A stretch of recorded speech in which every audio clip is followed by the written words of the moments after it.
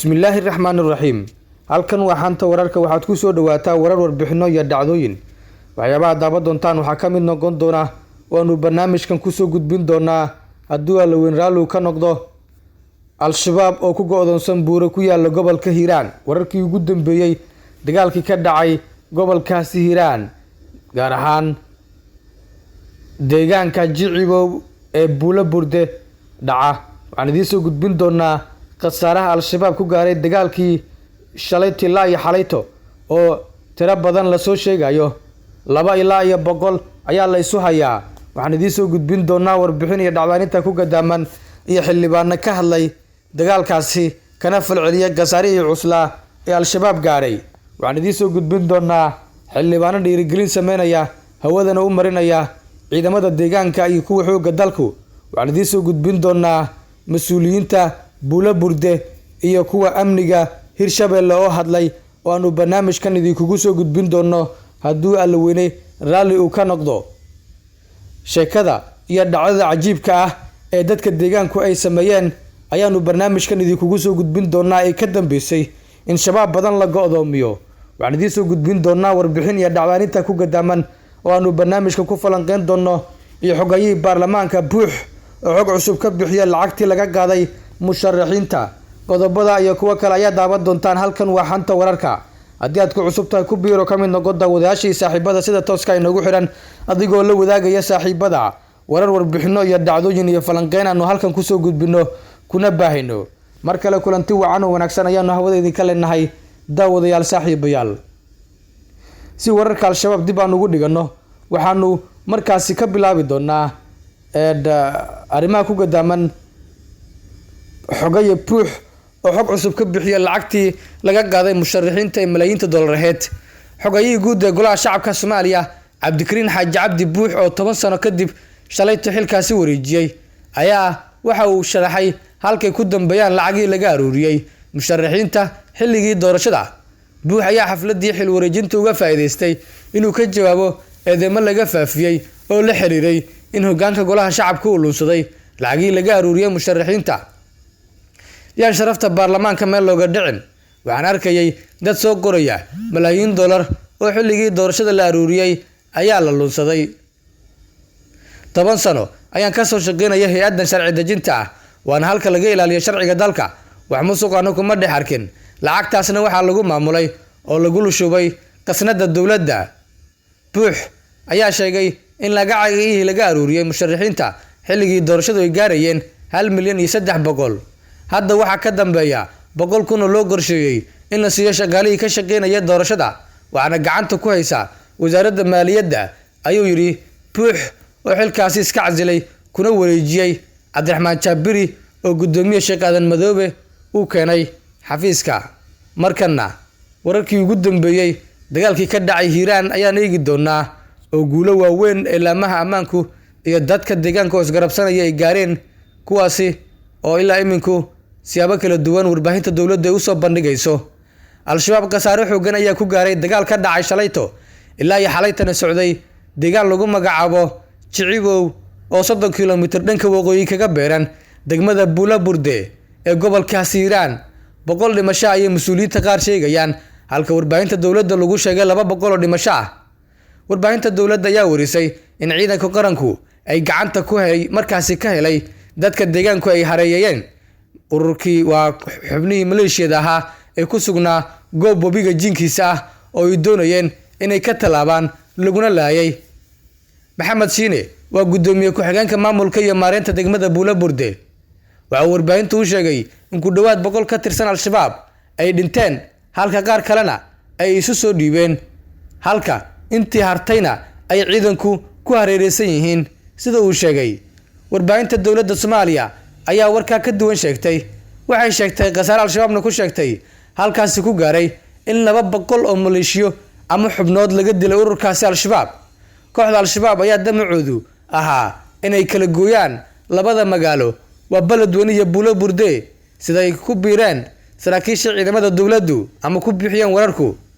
sida wararku sheegayaan maamulka deegaanku ayaa ka war helay in maleeshiyad badan oo Al-Shabaab ah ay doomo wata ay halkaasi soo cagdhigteen waxaana durba halkaasi u ruqaansaday ciidamada xoogga oo kaashanaya macawisleyda.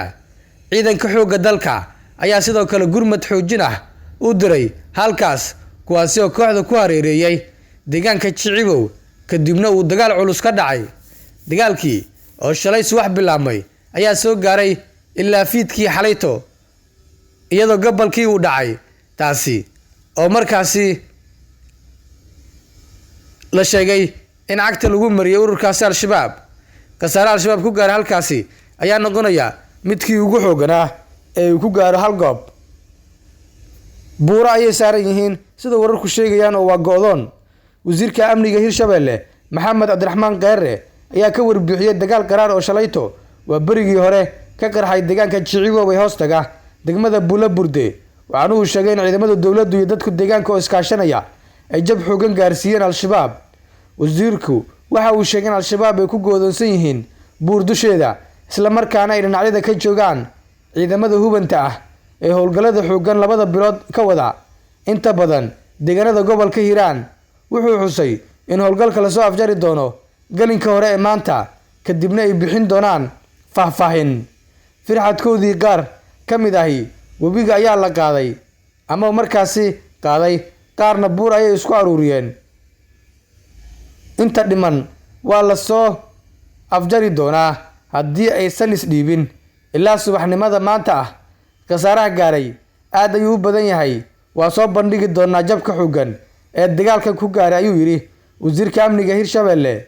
dhinaca kale, Cismaan Geedi Cilmi oo ah gudoomiyaha degmada Buulaburde ayaa sheegay in ujeedka Al-Shabaab uu ahaa inay kala jaraan isu socodka Buulaburde iyo Beledweyne oo dhowaan ay dib u fureen ciidanka xoogga dalka oo garab ku helaya ciidanka deegaanka ee loo yaqaan macawisleyda.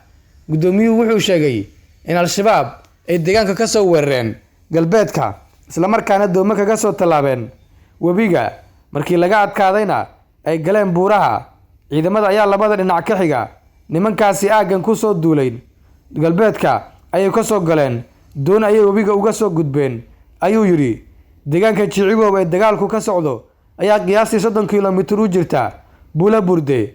ciidanka dowladda ayaana guulo ka sheegtay. Maxamed Shiine oo ah gudoomiye ku-xigeenka maamulka iyo maareynta degmada Buulaburde ayaa sheegay in xubnahaasi 100 gaaraya la dilay.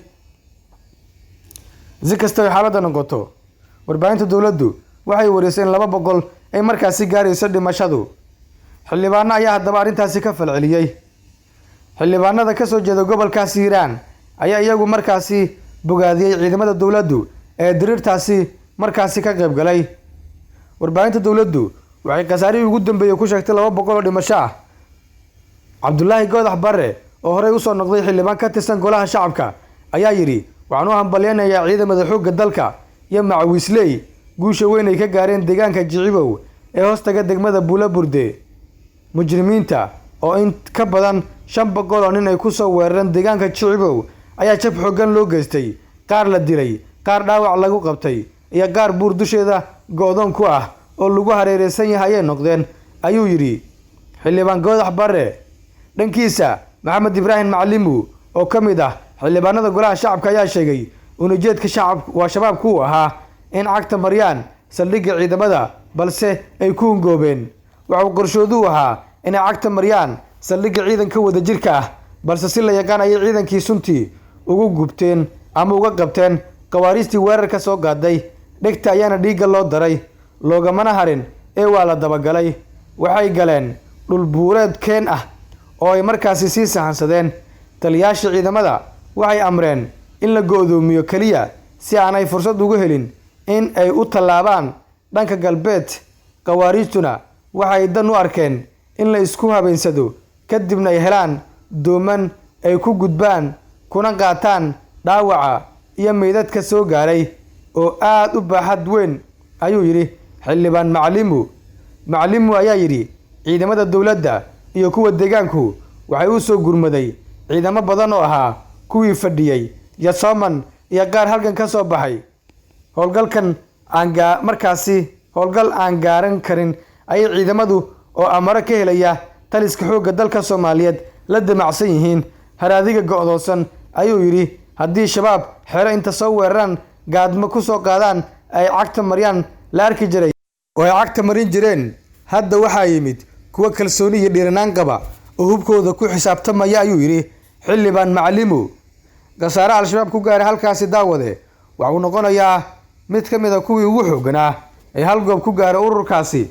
waxaa la sheegayaa doomiyii ay ku laaban lahaayeen oo ay u qorshaysteen inay ku laabtaan dirirtooda kadib ama ay ku baxsadaan in markaasi ay noqdeen kuwo ay burburiyeen dadka deegaanku oo kaalin weyn ka qaatay dirirtan sidoo kalena fashiliyay dib u laabashada ururka al-shabaab taasi oo ku kaliftay in buuruhu ay u baxsadaan taas oo iminka ku go'doonsan sida la sheegayana huban xooggan ay halkaasi gaadhay oo ciidamada deegaanka iyo sidoo kale kuwa xoogga dalka ah si markaasi tabooyin kale iyo qorshayaal kale loogu galo ururkaasi taasi oo waqti badan oo meesha ku jiro ay keeni karto in haraad iyo go'doon kale oo cunno yari ah ay markaasi u waxyeeloobaan siday leeyihiin saraakiisha laamaha amnigu.